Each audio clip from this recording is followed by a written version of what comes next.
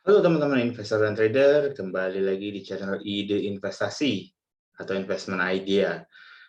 Kali ini saya ingin bahas lagi mengenai bagaimana kelanjutan dari Jakarta Composite Index atau IHSG.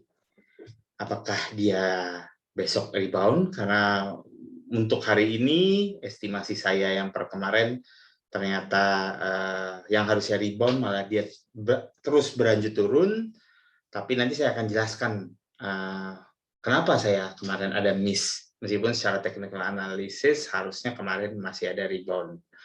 Jadi di video ini kita akan membahas bagaimana JCI IHSG dari technical analysis dan dari request beberapa teman-teman diminta untuk membahas beberapa saham, apakah dia masih bisa lanjut atau tidak. Jadi nanti saya akan coba bahas beberapa saham lagi ya untuk bonus buat teman-teman. Tetapi fokus saya adalah di IHSG atau Jakarta Composite Index. Oke, ya pasti ini masih menjadi pertanyaan. Jadi kalau telat cut loss atau take profit bagaimana? Maksudnya nih kalau telat cut loss atau telat take profit itu bagaimana?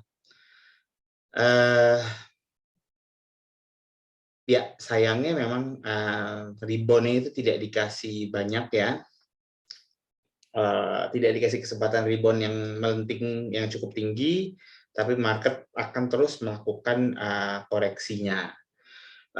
Sebenarnya mengenai bottom IHSG saya sudah sampaikan, saya coba sampaikan di video saya di IHSG GCI Sell in May and Go Away. Nanti teman-teman bisa, nanti saya kasih linknya di atas. Di sana saya sudah memberikan estimasi bottomnya IHSG. Ini video dibuat pada tanggal 9 April apa ya, atau 2 April gitu. Saya membuat estimasi peak-nya itu di 7.200, meskipun ternyata yang kejadian dia sempat nembus 7.300 ya. Jadi estimasinya, tapi kurang lebih ini sedikit masih berlaku. Nanti teman-teman bisa melihat gambarannya seperti apa dengan posisi yang sekarang. Jadi ya mari disimak untuk teman-teman yang masih punya pertanyaan telat cut loss atau telat take profit atau bagaimana. Oke, kita mulai. Oke, sebentar teman-teman.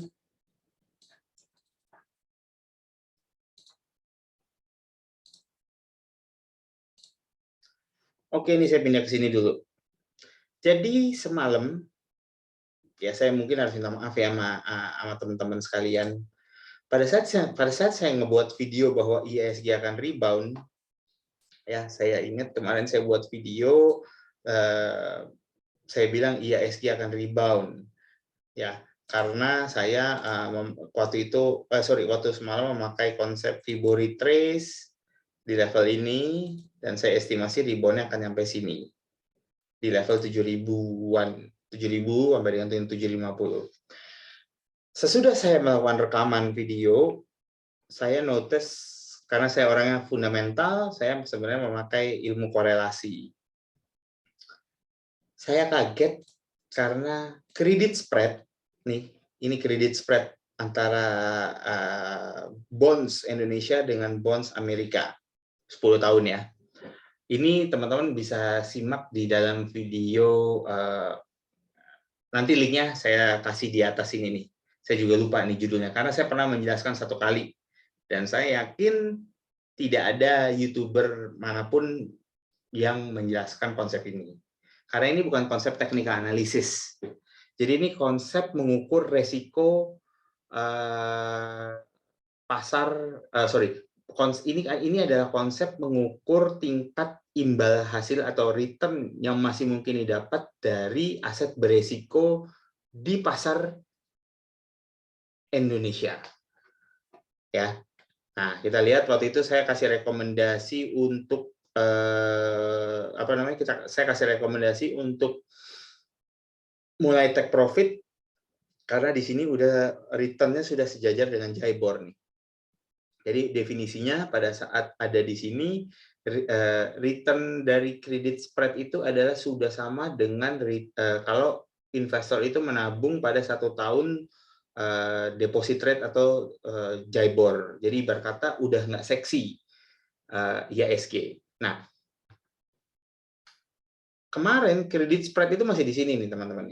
Nah, saya coba gedein ya. Semalam ini apa kemarin? Sorry, oh masih tanggal 11 ya ini ya. Ya, kemarin itu kredit spread-nya masih di sini. Sorry, masih di sini teman-teman. Tanggal 10, yes, benar. Dia delay sehari. Dia kredit spread-nya masih di sini dan saya lumayan kaget kayak wow, kredit spread-nya itu masih memberikan info untuk asing take profit. Jadi saya menilai asing itu ada kodenya dan kodenya itu saya melihatnya dari sini nih. Ini adalah kredit spread. Jadi ini adalah memberikan estimasi return IHSG. Dan sampai hari ini, malam ini, ternyata kredit spread itu masih disuruh keluar asing. Nah, kredit spread itu diambil dari mana ya? Seperti teman-teman lihat, nih, Indonesia Treasury. Nah, ini menarik sih, Indonesia Treasury-nya sudah agak masuk nih. Semalam berarti udah mulai ada bonds nih, bonds itu masih aliran capital inflow ada sedikit masuk hari ini ke surat utang negara Indonesia. Tetapi yang membuat saya juga agak khawatir adalah untuk US Treasury, teman-teman lihat, US Treasury-nya ini dibeli masif. Jadi definisinya gini, ini yield nih, yield. Jadi kalau di surat utang, kalau yield itu turun, berarti harga bondsnya naik. Kalau yield-nya naik, berarti harga bondsnya turun. Nah, ini kan yield-nya naik nih, berarti harga bondsnya turun. Tapi menariknya, semenjak tanggal 8 Mei, tepat sebelum market kita opening, surat utang Amerika sudah mulai dibeli secara masif. Nah, ini kalau ini gambaran dari saya, ini adalah ekspektasi dari pelaku pasar akan bagaimana suku bunga di Amerika akan dinaikkan, gitu. Jadi kemarin penilaian saya ini udah terlalu overshoot, jadi mereka sekarang udah mulai akan kembali masuk nih. Overshoot itu pengertian definisi gini. Ini kan levelnya 3% ya. Nah, suku bunga di Amerika itu diestimasi tidak akan naik sampai dengan 3% sampai dengan mungkin di tahun 2024 atau di 2025. Jadi kalau untuk suku bunga di Amerika itu estimasinya dia akan mengalami kenaikan sampai dengan 1,5% sampai dengan 2% di tahun 2022 ini. Nah, makanya dia akan mulai adjusting nih, masuk kembali.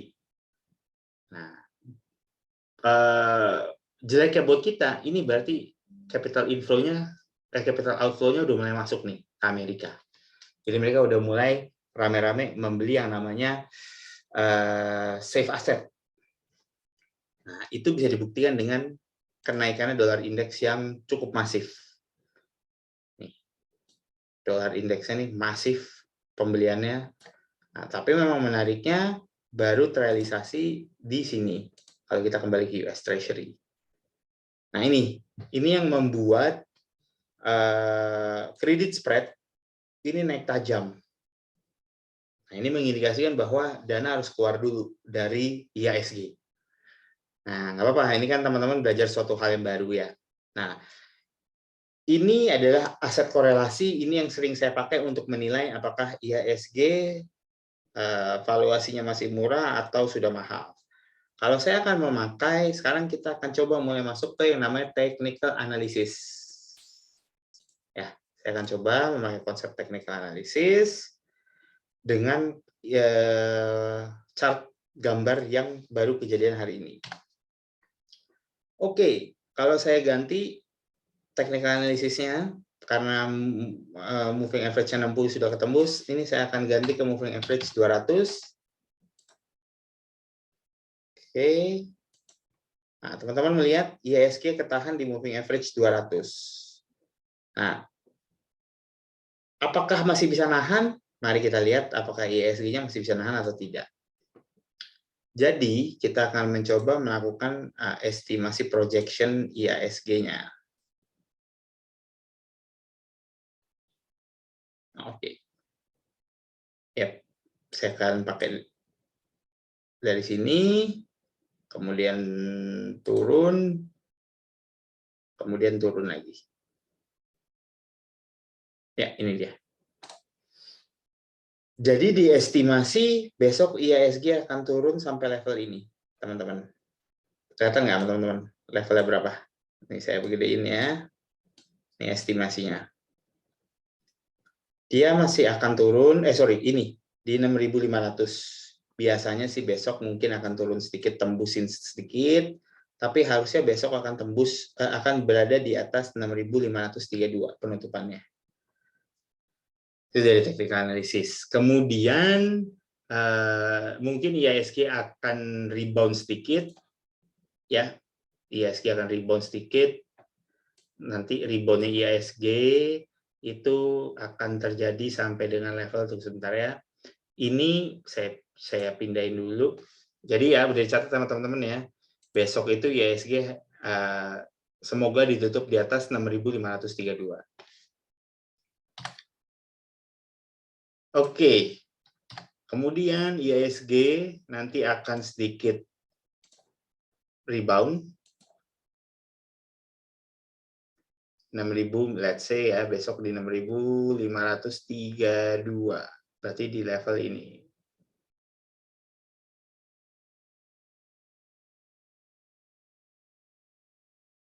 Nah, di level ini. Oke. Ya, ada kemungkinan IISG akan melakukan rebound sampai dengan level ini. Ingat ya, kalau teman-teman kemarin ikut nonton video saya ini memakai Fibonacci Fan. Jadi untuk Fibonacci Fan itu dipakai karena saya ingin melihat support tapi tidak dalam garis yang horizontal saja. Jadi saya ingin supportnya itu garisnya itu naik. Karena kan kalau horizontal dia fix itu kan jadinya kurang kelihatan di mana supportnya. Jadi saya lebih menyukai memakai Fibonacci Fan karena Fibonacci Fan itu supportnya dia akan bergerak terus ke atas, jadi nggak statis gitu. Nah, jadi estimasinya setelah dia kena 6.500, dia estimasinya akan rebound sampai dengan 6.800 ya, di 6.800 nih atau 6.775 nih, dia akan mentok kena Fibonacci Fan-nya ya. Nah, yang menarik kemudian IISG akan terus melakukan koreksinya sampai estimasi hari ini sih dia akan ke sini. Ya. Level 6.280. Ini teman-teman lihat ya, ada Fibonacci Fan lagi berikutnya penahannya IISG. Ya, di situ. Jadi menarik ya, kalau Fibonacci Fan lihat dia supportnya itu nggak statis, dia akan naik terus gitu.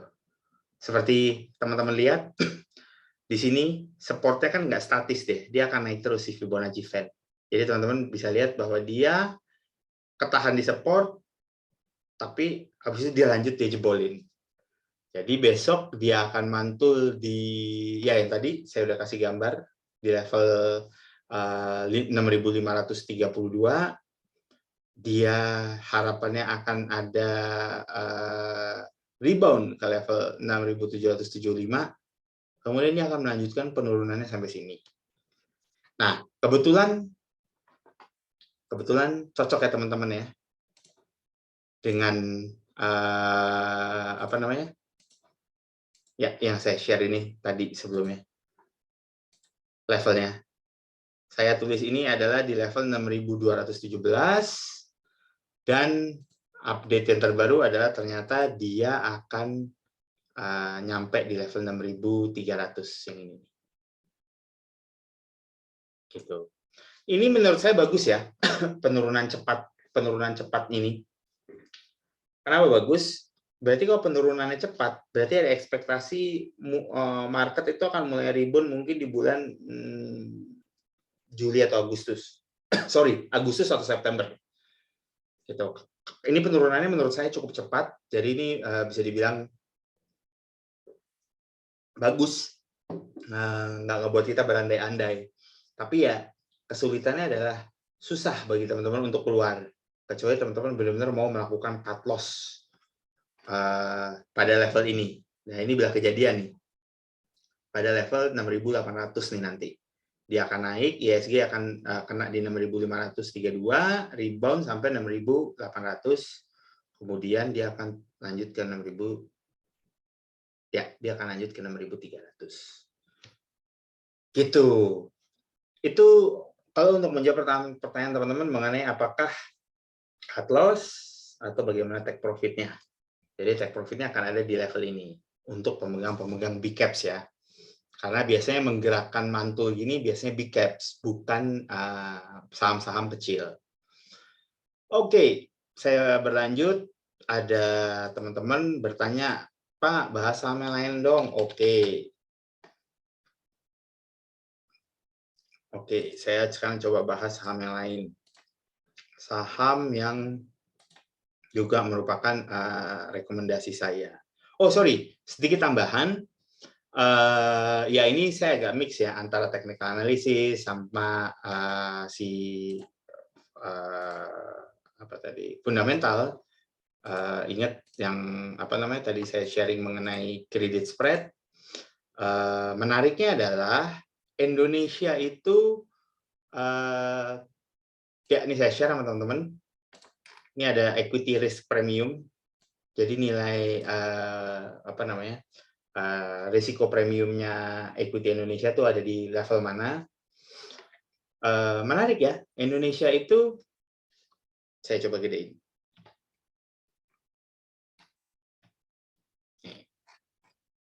Nih, country default spread and risiko premium.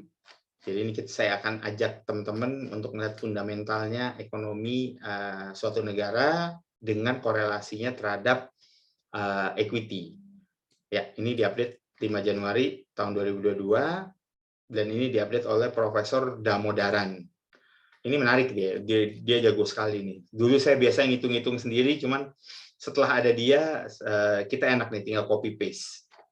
Ya, level equity risk premium Indonesia di sini di 6,12%. Gitu. Tentu dia kenapa memberikan equity risk premium di 6,12%? Karena dia masih belum memfaktorin kemungkinan BI akan naikin suku bunga. Jadi sebenarnya masuk akal ya. 6,12% ini dia belum memfaktorin resiko kemungkinan Bank Indonesia akan menaikkan suku bunga. Gitu. Tapi secara summary ini kecil resiko pasar di Indonesia. Karena pada saat terjadi COVID, saya ingat si profesor ini mencatat bahwa risiko ekuitas di Indonesia atau risiko pasar di Indonesia itu adalah 9,5%. Definisinya itu 9,5% itu gini. Itu artinya expected return atau hasil yang diharapkan untuk pasar Indonesia itu sebenarnya semakin mengecil. Nah, kalau semakin mengecil itu definisinya adalah pasar sahamnya bagus. Keadaan ekonomi dan negaranya itu bagus. Nah ini ya 6,12%. Nah, tapi kalau dia kurang bagus nih, seperti teman-teman lihat nih, ada 13%, ada 10%, terus ada berapa lagi nih? Ghana 10%, Gabon 11%. Tuh, lihat Prancis kan kecil kan. Jadi apa ya? Ya mungkin orang bilang wah kok kecil banget ya. Tapi memang gitu, big fund itu dana besar itu hanya akan melihat ini akan difaktorin sama mereka nih. 6,42%. Jadi ini estimasi return yang diharapkan dengan berinvestasi di pasar saham Indonesia. Seperti itu. Kalau kita mengacu kepada ini, ya berarti kita ini ngelihat ini 443 ini sebenarnya 4,43%. Nah, credit spread-nya. Berarti ini masih harus naik dulu. Gitu. Definisinya gimana? Iya, dia harus naik dulu untuk ngebuat risikonya ini jadi lebih lebar gitu. Nah, ini. Jadi dia harus naik dulu supaya ngebuat bukan risiko, sorry, supaya imbal hasilnya itu makin gede. Jadi ini apa namanya, kredit risk-nya ini harus naik untuk menilai bahwa aset beresiko seperti pasar saham itu return-nya akan semakin gede buat di Indonesia. Jadi inline ya menurutku. Ini di Indonesia sekarang menjadi 6,12 ya, ini Indonesia ya, equity risk premium-nya. Jadi ini imbal hasil yang diharapkan oleh investor asing. Oke, kalau gue masuk di Indonesia, kita harus dapat minimum return berapa? Nah ini 6,12%. Nah, kalau melihat ini dengan level masih 4,43% ini di level ini masih kurang menarik. Nih teman-teman lihat pada saat tahun 2021 aja dia sampai menyentuh 5,2% untuk menghitung apa namanya kredit risk-nya di Indonesia. Seperti itu, teman-teman. Jadi ya pegangan dulu. Karena kalau mengacu kepada gambar ini, ya koreksi masih akan tetap berlanjut. Tapi kalau kita sedikit gabung dengan konsep technical analysis, pattern-nya seperti ini. Gitu. Ini technical analisisnya. Dan ini konsep fundamentalnya nih. Ini konsep fundamentalnya. Gitu, ini konsep fundamentalnya. Jadi maksudnya gini loh. Oke, ini aku cuma jelasin pendekatannya aja. Karena sebenarnya di balik IHSG itu ada perhitungan suku bunga. Nah, ini salah satu indikator yang saya mau share sama teman-teman. Bagaimana imbal hasil IHSG dari mata foreign investor itu dia ngelihat. Ini adalah minimum return yang diharapkan dengan berinvestasi di IHSG. Oke, nah sekarang saya akan coba bahas per sahamnya. Mungkin saham yang menarik adalah Unilever. Udah aku atau jam deh ke ininya, biar aku langsung ngebahas ya. Kita udah nggak usah buat lagi. Oke. Mana ya? Oke, ini dia Unilever. Unilever mempunyai target posisi buy-nya ada di level ini di 4330 dan di 4140. Ya saya jump langsung ke sini karena saya udah nge-publish ini ada dalam grup diskusi investasi kita.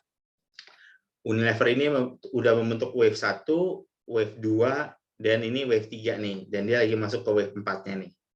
Gitu, untuk Unilever. Jadi ya ini target bagusnya untuk mulai masuk membeli. Ini Unilever. Kemudian, nah ini sama ya gambar IHSG-nya. Bahkan teman-teman saya kasihnya lebih lengkap nih. Ini kalau ini gambar IHSG. Nih. Gambar IHSG, dia ketahan di EMA di moving average 60. Kemudian ini adalah targetnya harus ditutup di atas ini. Oke, ini tadi saya bilang 6532 ya, ini kurang lebih ya. IHSG harus ditutup di 6530 di atasnya. Gitu. Dia rebound naik, kemudian dia akan lanjut ke ya ini 6301 levelnya. Oke, tadi udah jelas ya kalau yang apa namanya mengenai IHSG. Saya juga kasih ke teman-teman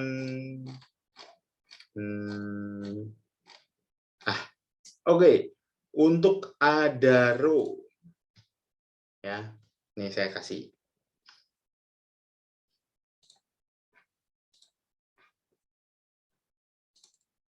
Ini biar jelas.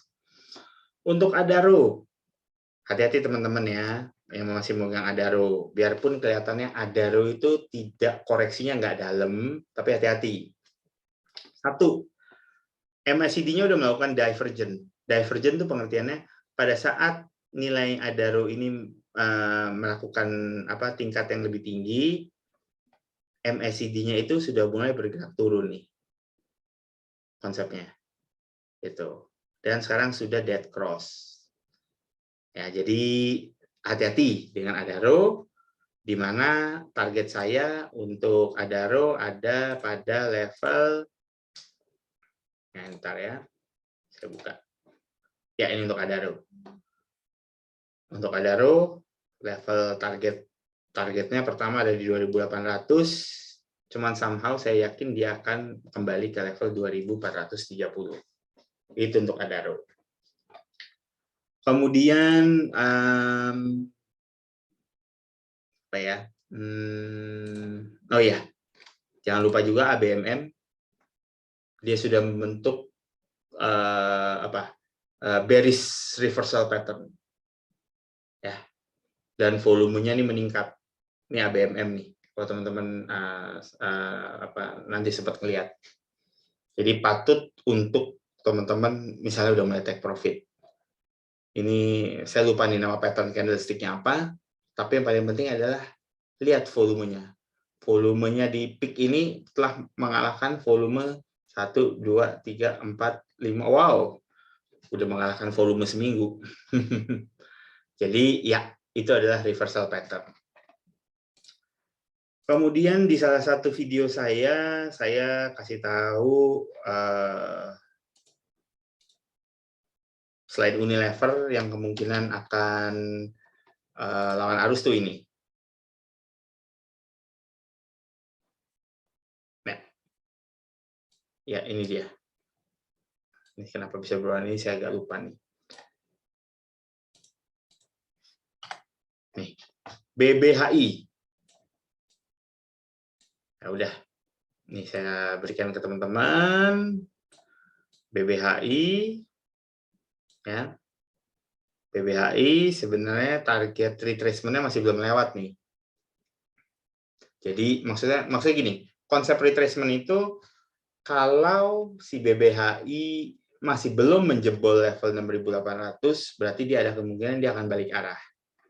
Jadi teman-teman terus perhatikan bahwa BBHI ini tapi target 6.800 belum tercapai. Jadi ada kemungkinan dia akan ke level 6.800 dulu. Kemudian ya mungkin ini yang ditunggu sama teman-teman. Nah, ini yang terakhir ya untuk emiten saya akan bahas BBYB. Nah, ini kan agak kacau chartnya.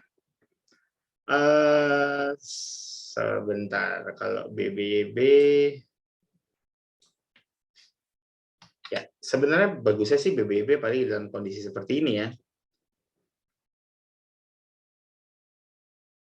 Sebentar, saya lagi lihat. Kata kemarin saya ngeliat chartnya. Oke, mungkin saya hapus. Oke, nggak apa-apa. Kalau BBYB dilihat dari chart daily-nya, saya ngelihat BBYB akan ke level 1170. Ya, ini BBYB levelnya di 1170. Ini saya pakai Fibonacci projection. Tapi dari yang lebih kecil nih kalau nggak salah. Ya benar kan? Oh ya. Ini dari pattern yang lebih kecil saya ngambilnya, sedangkan kalau yang ini kan lebih besar saya dilihat dulu. Nah, jadi biar nggak pusing.